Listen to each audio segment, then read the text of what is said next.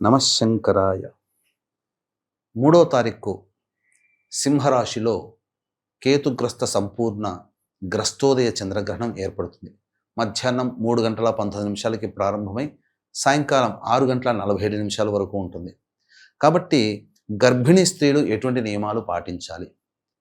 చాలామంది బయట చెప్తున్నట్టుగా దుష్ప్రచారంగా కాకుండా అనగా భయపెడుతున్నారు. అంటే ఒక కొయ్యలాగా ఎలాగే ఉండిపోవాలి, నిద్ర పోకుండా ఉండాలి, అసలు చెప్పాలి అనంటే ఎటువంటి శ్వాస కూడా సరిగ్గా తీసుకోకూడదు అన్నట్టుగా భయపెడుతున్నారు. అయితే ప్రేక్షకులు ఎవరు కూడా అటువంటి విషయాలకి భయపడకండి.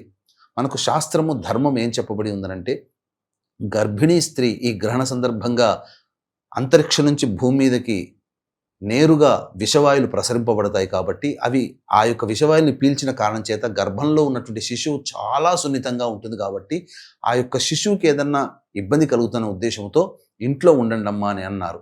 అందుకనే తలుపులు కిటికీలు అన్నీ మూసివేసి చక్కగా మీకు ఇష్టమైనటువంటి సుఖాసనం లేదా పడుకొనైనా కానీ ఉండి మెలకువతో ఉండి దైవనామస్మరణ చేసుకోండి.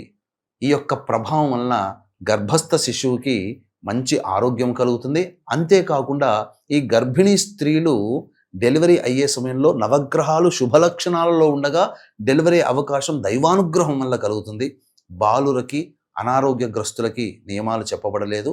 కాబట్టి అందరూ కూడా మధ్యాహ్నం మిగతా వాళ్ళందరూ కూడా మధ్యాహ్నం 11 లేదా మ్యాక్సిమం 12 లోపల భోజనాది కార్యక్రమాలు ముగించేసేసుకోవాలి.